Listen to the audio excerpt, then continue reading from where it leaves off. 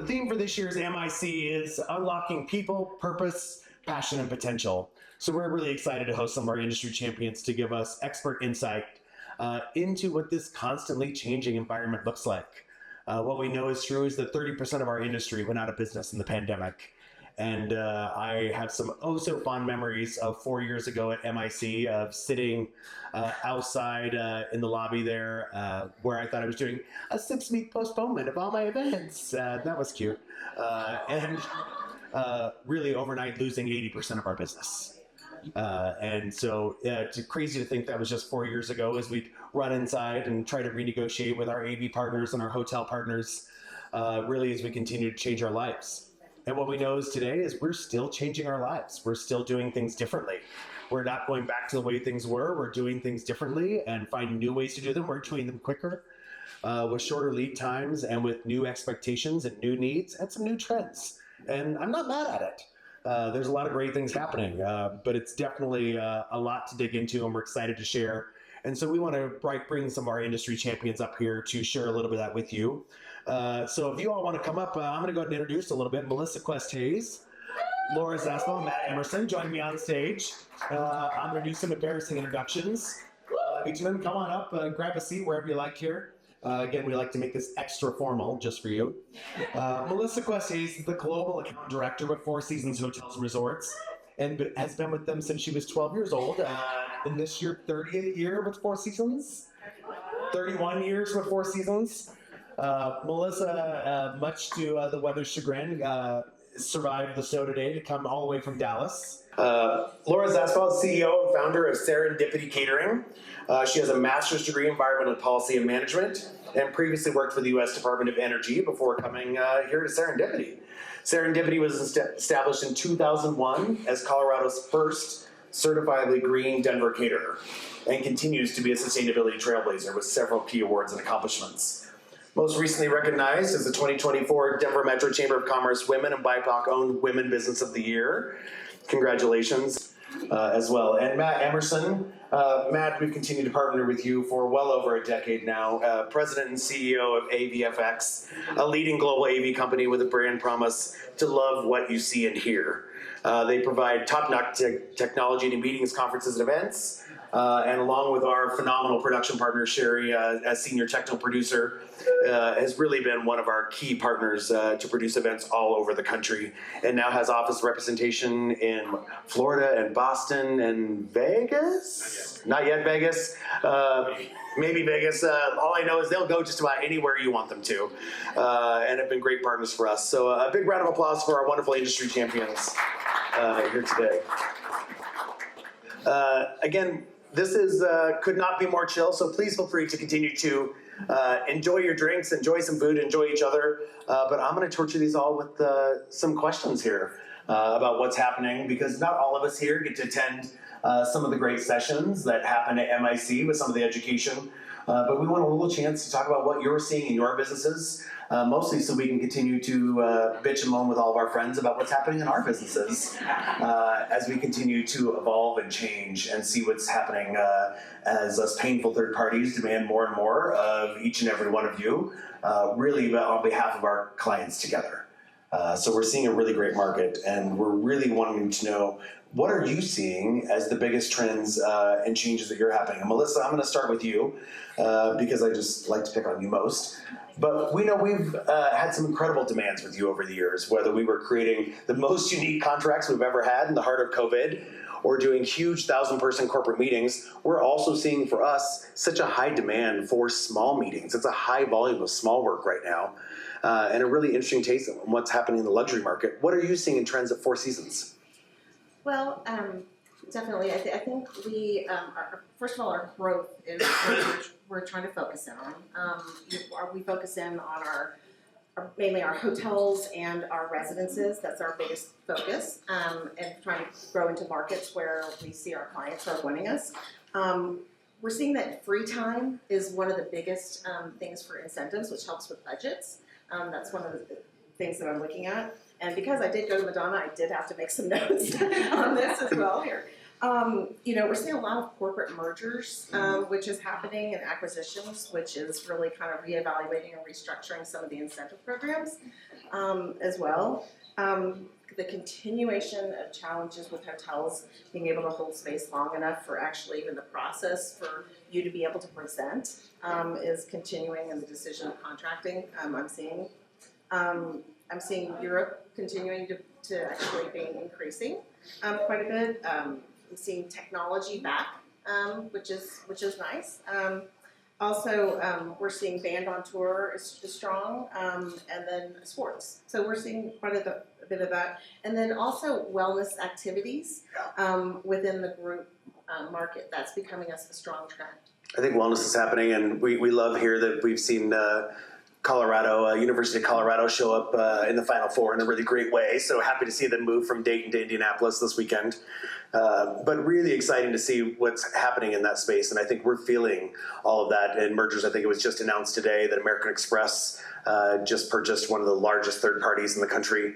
And so it'll be now even a larger market here. So really changing through mergers and acquisitions, not only here within our industry, but also for our corporate clients. And just seeing that change. I think that's been one of our big pieces that we've really noticed as maybe people have not had the full return to office or in a hybrid space when they don't have that work wife or work husband, work bestie anymore that maybe sits in the workstation next to them. They're looking for those incentive trips, or they're looking for those corporate meetings to really make connections and a new way to define their corporate values. Matt, coming to you, what are you seeing as new trends? We know that you've really launched some new technology that we got to see in your space about the way that people are now, we've given up on actually getting people's presentations more than 5 minutes in advance. And now maybe answering that Call of Duty a little bit with the questions and how we're able to have that flexibility for our meetings events. What are you seeing in trends in technology and audiovisual? Like Melissa said, there are a lot of mergers and acquisitions. Our industry's ripe for that, and there's going to be a lot of that going on. We hope to be buying some more companies. We're seeing more groups go to Canada. Toronto's very popular. We seem to be up there at least once or twice a year now. The price reduction of LED and the improved quality and the flexibility of some of those panels is allowing that product to be used in more creative ways than just a screen. So LED columns, LED screens of different shapes, and then if we never do another pop-up banner again, I'm totally fine with it. Right, and then the content to drive that. So there's more effort being spent thinking about that content to make that stage set engaging. We're suffering whiplash a little bit from as you mentioned, just shutting down, where we lost 95% of our revenue in the second quarter of 2020, to then figuring out virtual events. Believe it or not, we actually did one this week for a client that we picked up in the pandemic, and then everybody wanting hybrid. Right, and us like live streaming over here somehow. That's still a thing. Yeah. To anybody who's watching, and that's the thing is that we our clients spend all of this money for us to record and to stream and to edit and to make this content available for very few people, and so that's being cut out of budgets, and it is just full on in person. In making that experience as good as possible, because people really, the content's kind of important, but they're going to be with others and to network and to connect and to talk, not in the sessions, but at the receptions. Yeah, we're seeing that time and time again, that content's available to us all the time. There's no $250,000 speaker that I can't just watch on YouTube right now. So what's the context of really making things valuable for connecting folks to the messaging, and why that matters to them is really driving that context over content. But one thing I know is true is when we are gathering together, we're still expecting to have a great meal around that. And so, Laura, I think one of the things that we're seeing is we've really come together to realize I work from home, whether that's 1 day a week or every day of my life. now, and I know I can walk into my pantry and get food anytime I want. So the idea of having a 20-minute coffee break where that's my one chance to get a pastry is really changing, that I want food available to me all the time. And we're seeing that to be more plant-based proteins and some new trends that we're seeing from our clients. What are you seeing in your industry? So what we're seeing, there's two things. And by the way, thank you for allowing me to speak with these. I feel like they drive the trends. I was going to fangirl all over Four Seasons over here. And then Matt. So I feel like we're observing trends and also we're driving trends. So two things that Serendipity is driving. Zero proof mocktails, making them super clever. People are going from, it's beyond healthier, right? Spa waters, that's kind of a thing of the past. What we're progressing towards is longevity water, mental clarity water, right? If you want to spice up just your water, let's move away from just strawberries and basils. Let's look at turmeric. Let's look at apple cider vinegar. Yeah, I'm seeing some nods. Okay, good. So ginger, right? Some mental clarity for your water. So that's one trend that we're personally, my VP PR is here and PR team, but we're really responding to a demand of healthier as well as clever cocktails, but we're also driving it. And then number two, and this is interactive, I talk a lot on campuses, so I do a lot of pop quizzes. And MSU is here, and we have a catering captain who's from MSU, so I always go into my talking to college students, so I apologize. But I'm going to have a pop quiz for you, okay? Or it's a question. You all ready to answer? Okay, good. So you're event professionals, right? What does agriculture have to do with your event? Farm to table. Farm to table? Cost. Cost? Water. Water? Sustainability. What is this? Sustainability. What? Sustainability. Sustainability, okay, good. So I work a lot in agriculture now. I'm very fortunate that Serendipity is moving right along. I've been to 5 states in the last 4 months. Agriculture is food, right? So making that connection, this is a trend that we are driving. Food on your plate, where does it come from, right? And I'll address I'll talk more about regenerative agriculture later, but really making that connection between any kind of food. Think about the food you ate in the last 48 hours. What didn't come from a farm? What didn't start as agriculture? So what we're driving is raising awareness of where that food comes from and how it was produced. And I'll get to that in just a little bit. Those are the two trends that we're seeing and that we're driving. I love that. I had a great mixed berry shrub, which if you haven't had a shrub, is kind of a house-made vinegar-based mix, but made into a zero-proof cocktail. And if you get the chance to belly up to the bar there, I know there's a bottle of Seedlip there, which is a great English non-alcoholic spirit for some great NA cocktails. And in fact, while we were doing all those hybrid events, I think I made a few NA cocktails in the warehouse at the former Seafco space at AVFX during the middle of the pandemic. So definitely seeing that on trend.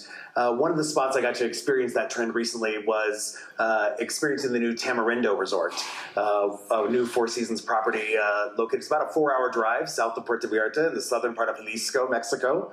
And really an amazing space in the middle of 3,000 acres of jungle. And what we know is true now is every one of their guest rooms, and I use that term very loosely, they're about 1,200 square feet as a standard room with a private pool, and made for this leisure space of knowing you might travel with your spouse now, and you might be looking for some more space for you to do pre and post in a different way than you have before. But a really amazing space with unique venues for both the individual guests, but also for groups together. But in the middle of 3,000 acres, there's no way we couldn't talk about ecotourism and sustainability of what people are looking for in more natural spaces. Melissa, what are you seeing of what I got to experience at Tamarindo, and how are you seeing that, whether we are coming to life in Sicily or downtown Nashville or in the middle of 3,000 acres of jungle in Mexico? What are you seeing for new venues and sustainability and ecotourism? Well, actually, just speaking of that property, it's 3,000 acres, and actually only 2% of that property will be developed. So again, they're just trying to work around that and just really recreate the property, and so that the we're developing around it. So, and just really trying to create our sustainability. So, would you like me to talk about sustainability? Sure, or it the is. events, or which, I mean. We'll turn it to you. What are you seeing as happening in that space? We know Four Seasons is talking about it. We're hearing about it from urban and resort properties alike. Yeah. What are you seeing as the demands coming in from your clients to answer that call? Yeah, for sustainability. Yeah. It's a huge factor. You know, everybody's kind of talking about it. We really went back and started talking about it a long time ago. We started back in like 2018, really kind of going through and trying to evaluate how can we sit there and do this, and what do we want to do. And we really treated it like how we treat our people. So we at Four Seasons have our golden rule, which is to do unto others as you like to be done to each other. And we are trying to use that with the ESG. So we are saying they're looking at this as Four Seasons for Good. So with our and doing that with our having our 2 pillars, which is people and our planet. So doing that with our environment and also with the culture. So you know, that's where it comes through. And so we actually have established websites of what each one of our properties are actually doing. So we have those that we can share with each of our clients that we are doing. So for example, you know, I have you know, I just gave you with the Denver property, and then Naviva is another one of our properties. I don't know if you've seen that one yet. It's what, 15 tents, 15 tents. outside of Punta Mita, right? Yeah, there's outside of Punta Mita, and then they have actually recreated the property around, and they've repurposed the woods. They've repurposed, you know, a lot of that to be able to recreate that as well. So, you know, our purpose is actually, you know, I just went through really trying to make sure that we are really creating, you know, sustainability. When we're creating new hotels, that we're looking at the footprints. You know, it's a very big project for us of what we want to sit there and focus in on. You know, locally here in Denver, you know, they have all of the hotels actually have, you know, the electricity, you know, for the cars to be able to plug those in. Our new builds, they actually have the LEED, you know, certifications that you actually have to sit there and do as well too. Nashville property, which is a sister property, they are actually bringing in local musicians, you know, so they're working on those. We actually also too have a Four Seasons Gold relief fund that they work through, so that we're giving back to, like, for example, with Maui and Marrakesh, you know, they have those things. So we're always sitting there trying to look through of how can we be doing things for just also the planet and also for our people. So it's just a big focus that we want to do. I love that. Matt, I also think we've seen this resurgence of technology in so many ways, and as I joked around giving up the pop-up banner, what we know is true is people have a third screen in their pocket now, and we're seeing them utilize AV and technology both through their individual phones or the iPad or the laptop that they have in front of them. How are you starting to balance that from a lens of sustainability, of getting us out of all the printed materials, but knowing that we need things that are on demand and changing in real time? How is your team adapting to bring sustainability through the technology solutions and through audiovisual?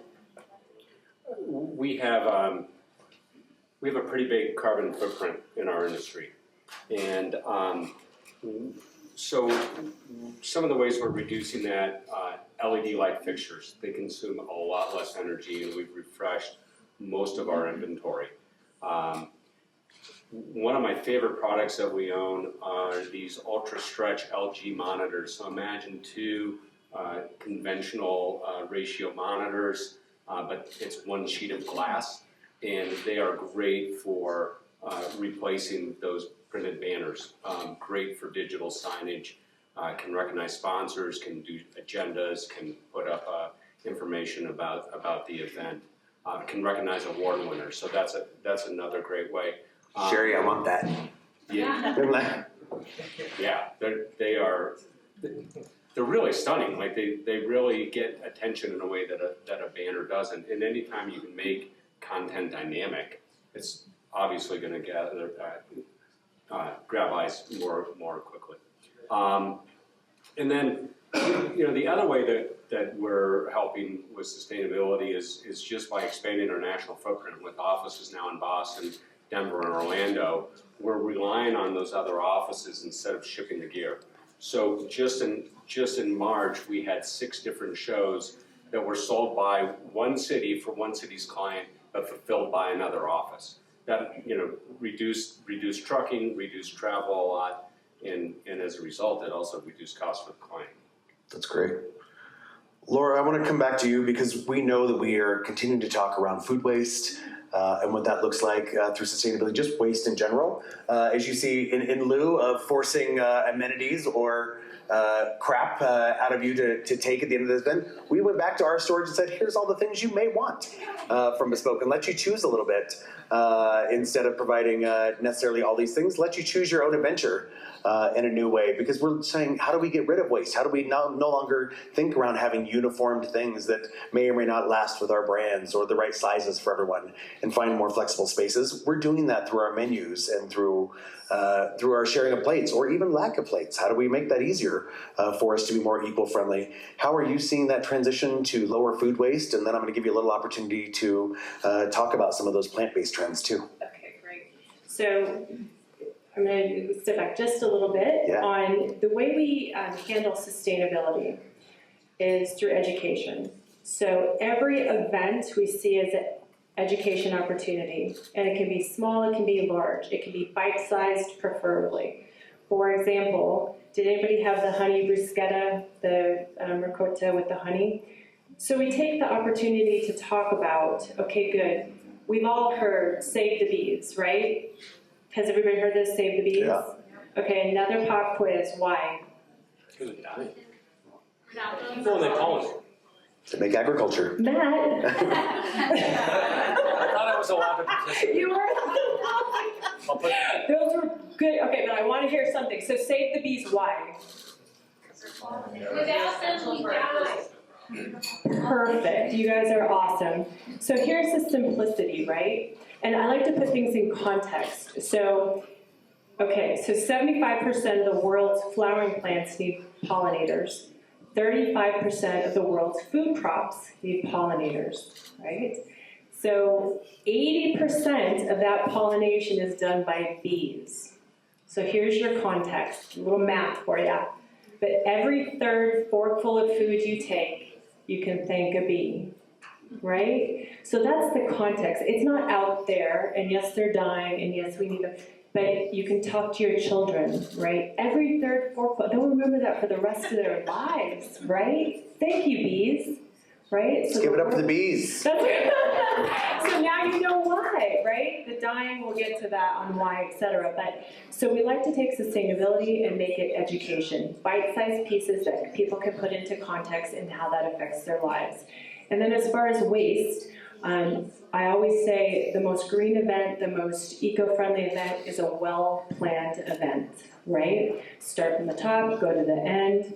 How are you going to handle that diversion of trash, going from conventional landfill to composting, ordering properly, educating your guests. If you have 3 soups and you have 100 guests, easy math again, okay, good, you might run out of one. It's okay, right? Now clients don't freak out if something runs out. That's a good thing. We planned properly. Our waste is lower. So if somebody wants something on the menu, educate them. Right? Okay, good, that went out. Now we have 2, less waste. So it's really a conversation of why you're doing things. It's educating on ingredients, where they came from, and I'll be quiet now. No, I love that, and I think I can talk forever. we're seeing that with our hotel partners. Of even, we have often, and I'll stomp my hooves sometime, demanding bespoke menus for every breakfast, lunch, and dinner. But how are we looking through a lens of sustainability to realize we may be able to share breakfast menus across multiple programs within one hotel, and start to educate that, not from not wanting to customize things and give our clients exactly what they want, but also a lens of sustainability to say there are so much more in common that we share with our fellow meetings. How can we share in what our soup is today, that it's okay that maybe that meeting down the hall we negotiate and have the same soup or the same proteins, and maybe we do something more customized for dinner, but do we need that for every meal and every break?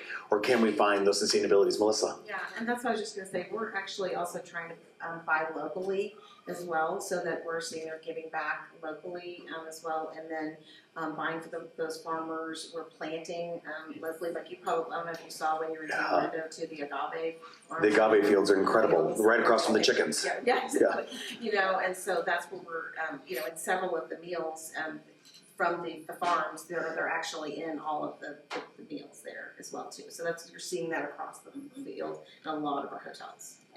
I love that. This has been amazing. I want to get a chance for you all to connect even more together. So I'm only just going to ask one more final question, and I'm going to ask the same question of all three of you.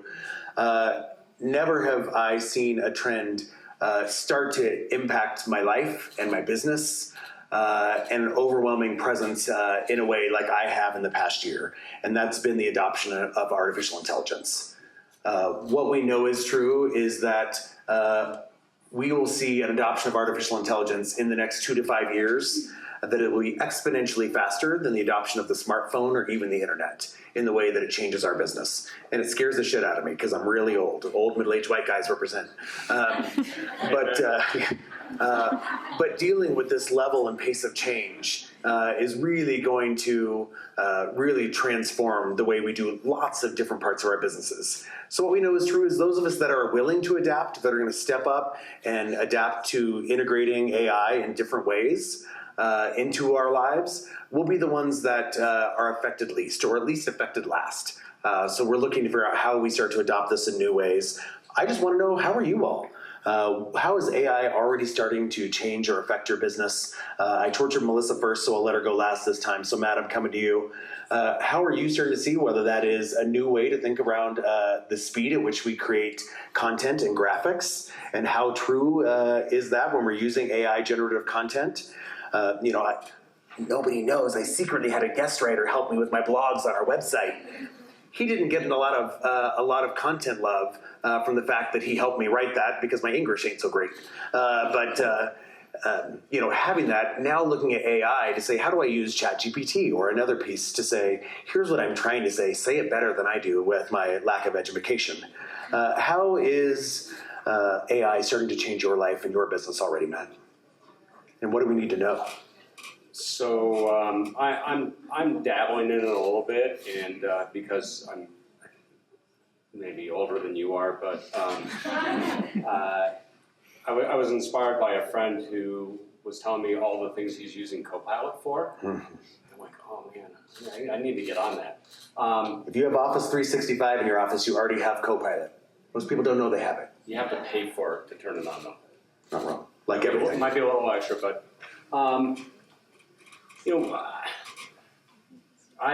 it's not impacted me a great deal. It has made some things simpler. I actually wrote a review of a hotel using ChatGPT because I really liked the property. I wish it was it wasn't not as good as the Four Seasons, because that's just a different level. But I'm like, I really want to do that because I think that property deserves a good review, and I don't want to take the time to do it. So I had ChatGPT do it, and I edited a little bit, and I can edit a lot better, a lot more efficiently than I can create. So I've used that for some internal communications. I actually even used it, and I think I got slightly better advice from it than I did from an attorney. It was like, at least I got an answer from the attorney. I'm like, well, it kind of depends. I'm like, I don't need it kind of depends. It's like, give me some guidelines here. And but directly impacting our industry, we have a creative team. I know that they're using it to get there faster and to maybe come up with better options. You know, when word processing first came out, there's just a proliferation of content, and then it took some time to weed out the garbage, but it did allow folks to get there faster. We've used it in events. We wrote an AI script to edit something like 80 different video sessions down, because we were able to put in the start and the end and a title slide, and AI did that much more quickly than we could have a person do. So we were able to turn that around, and it was a better value for the client. We're now seeing hand tilt zoom cameras that are going to have AI incorporated in it, so that you don't have to have a camera with a person operating it. Now, I don't think that's gonna necessarily hit ballrooms as much as it's gonna hit breakout rooms. And that's gonna allow people the option, it's gonna allow clients the option to add that without being priced out. And I think that's pretty exciting. That's great. How about in the catering space? Are we seeing AI affect our food? Can I trade my AI minutes for more agriculture talk? No, but I actually AI'd an answer for that question. But I asked my husband, I went over the questions with him, he's like, well, AI it. So how is AI changing catering? And I got back a really nice answer. But seriously, my VP PR is right here, and really what it's doing for us is on social media, tightening up photographs in seconds. If the latte art wasn't perfect, back over to Amy, boom, it's done. So, 85% is genuine, 15% is a little help from artificial intelligence. But this was our last question? It's our last one. Okay, so... Shoot your shot. Ooh, okay, good. So as event professionals, and I'm going to go back to agriculture, and you mentioned plant-based, and I didn't have a chance to talk about it, but just really quickly, how your food is grown is more important than what it is. Please, please. The plant-based menus are great, and I like plant-based, I'm a carnivore, but where your food comes from and how it is grown is the utmost important, right? Industrial agriculture, plant-based, can be more harmful for the environment and your body. And this could be controversial. Come get me afterwards and we'll chat it out. This is my opinion and my viewpoint. Respectfully raised beef under regenerative agriculture policies and procedures is healthy for the planet, for the soil, and very quickly, tying it into AI, photosynthesis 101, right? So sunlight, carbon dioxide from the air, right? We can capture as much carbon dioxide as we're emitting if we convert 25% of American farmland into regenerative agriculture. 900 acres, only 1.5% is regenerative agriculture. So I'm on a mission, as you can tell. That's why I've been traveling. My husband has the Farm Hero hat on. There's a whole media series coming out. So again, as event planners, you can drive a solution to climate challenges by the decisions you make on your menu, where it comes from. And call me, email me, even if I'm not your caterer. How do I get, what is this, right? Regenerative agriculture, if you've seen Kiss the Ground, you know what it is. I highly recommend it. But again, how that beef, how that plant was raised, is it enriching the soil? Is that soil becoming a carbon sink? Or is it contributing to the problem? So that's all I'm going to say. And hopefully I do get to talk to many of you afterwards. Thank you so much. I know if I want the good beef, I'm coming to see you, Melissa, in Texas. For all the good things, how is AI moving things forward in your business? Well, actually, I really like this question because it made me sit there and do a little bit of research. And where we see this is more that it's going to be an industry that's not going away, and it's actually going to be a targeted industry because it's got business. It's got business that we should probably be also targeting from the technology side. And Deloitte just did some research on it, is that this AI-related investment could reach $200 billion globally by 2025. So it's something that's big. We see it probably more from the creativity side.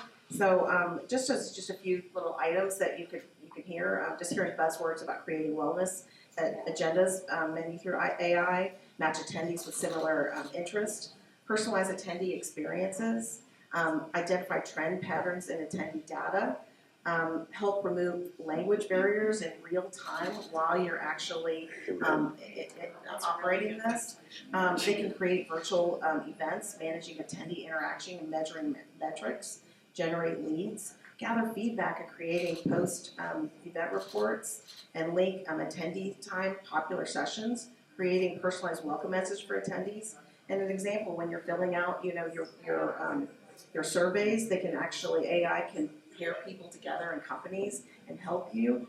But the biggest thing is that you all have to prove this because it's not all correct. And schools are actually finding this. And like for my daughter, their schools are actually forbidding them to go in and do AI because they're seeing it and they get in trouble if they're actually doing it. So, and chatbot is a big thing with AI. We at Four Seasons are not doing that because we want to continue to have our personalized service. So with our chats are actually live people that do that.